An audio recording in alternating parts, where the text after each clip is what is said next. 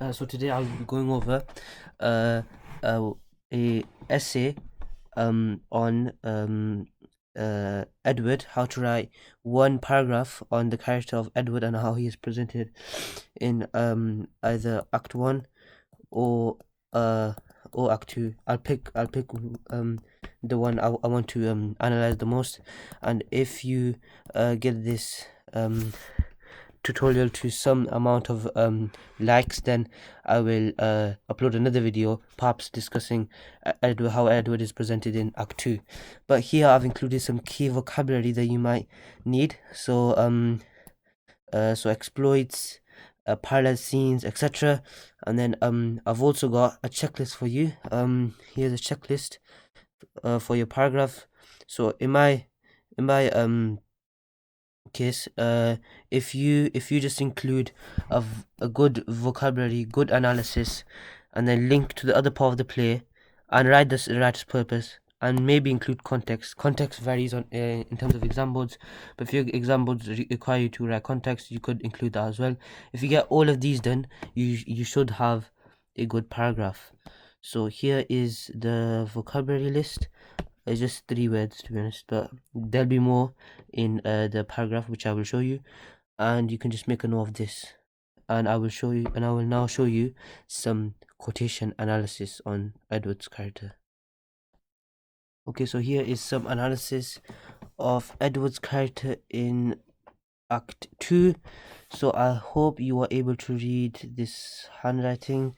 I think it's pretty readable. So so you could just take a note of everything which is on this page here, and I will just quickly go through it. So here is the scene where Edward is communicating with his teacher, and he ends up showing his rebellion. And here is where the teacher says, "Talk of Oxbridge," and then obviously I've included how it is a declarative sentence, and he is almost fated for success. And then I've gone to talk about the repetition of the word "sir" is a sign of respect and humility against the people of authority. Then I've gone on to talk about how he swears as a teacher, and then you could perhaps even say here that he almost has this innate gene inherited by the Johnson family, because he is a twin of Mickey, that causes kind of rebellion against the teacher. And then for number 4, I've just included more analysis, and then so here it's all just me analyzing. And then the quote. Also, I've included the writer's purpose. So if you remember on the checklist, I had that you needed to include the writer's purpose. So if you were to write a paragraph on this particular part of Act 2, you could also say how the writer attempts to disclose how the people of the upper class have more opportunities in life than the working class. And then you can just go on to talk about why is the writer exploring this character of Edward and his use of taboo language. And here is some more analysis. Again, you could just pause the video and take a note of everything here if you were to write a paragraph on this.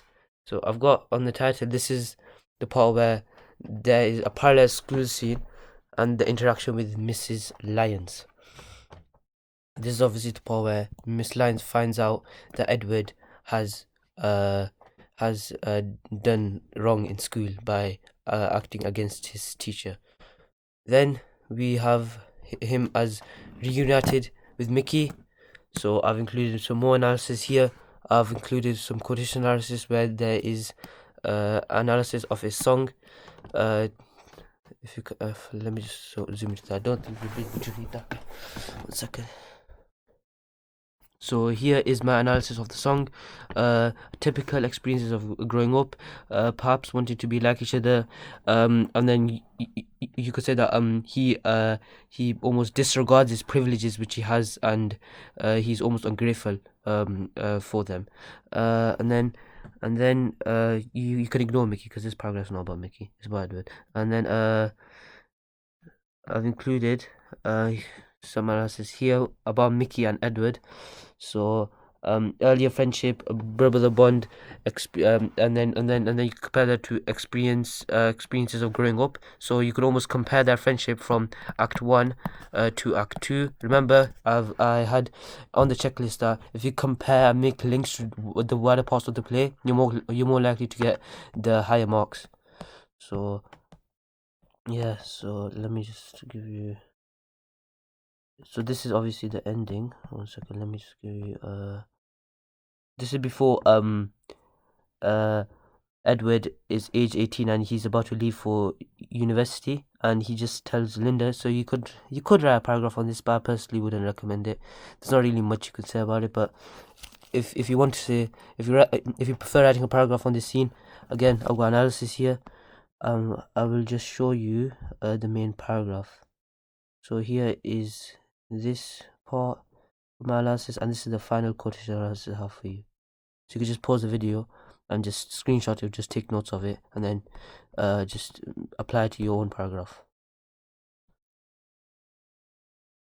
So now that I've shown you some analysis for Act 2, I will now give you the paragraph that I wrote up for Act 1.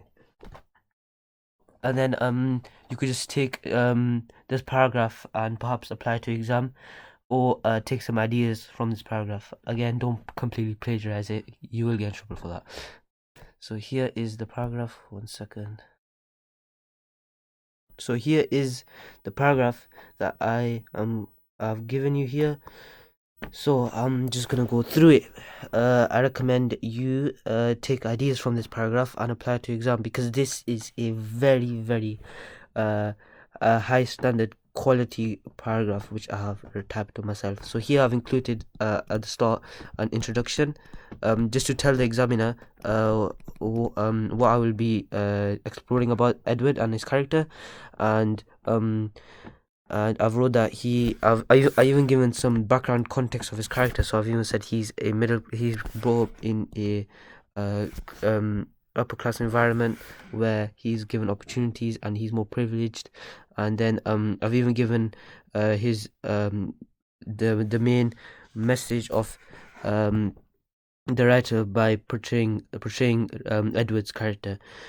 You could also argue that Edward is he's not some kind of, he's a social construct. You could say Edward is a social construct to show to the audience how much opportunity, how many more opportunities is gained by those who come from more wealthier backgrounds compared to as opposed to Mickey, who is from a background which is not as privileged. So you could also write social construct.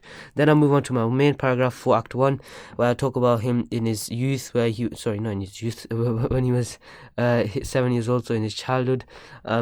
He is first introduced as an affluent, affable, yet sheltered young 7-year-old. This is what I call my topic sentence. Very crucial. You describe him in your first paragraph, just to make sure that to get the examiner to know what you will talk about. So in this case, I'm going to prove to the examiner how he is affable, affluent, and sheltered. You can't just say it but not prove it. You have to also prove what you're about to say.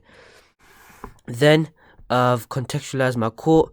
So in his first interaction with Mickey, that's contextualizing my quote. Make sure you contextualize your quote, and then I say sweet, and then obviously I go on to analyze it, and then to deepen my analysis. I also say, however, on a deeper level, it seems that it's not generosity but his privileged position which allows him to give Mickey these sweets. And right at the end of the paragraph, if you can just pause and read it yourself, all of it, right at the end of the paragraph, you could also say his privileged position links to the other part of the play where his teacher says to him, he talks about signs of him going to Oxbridge, and then you can compare that to Mickey, where he will end up on the dole. So you can just compare that just to make other references to the play. I hope this video was helpful in your revision.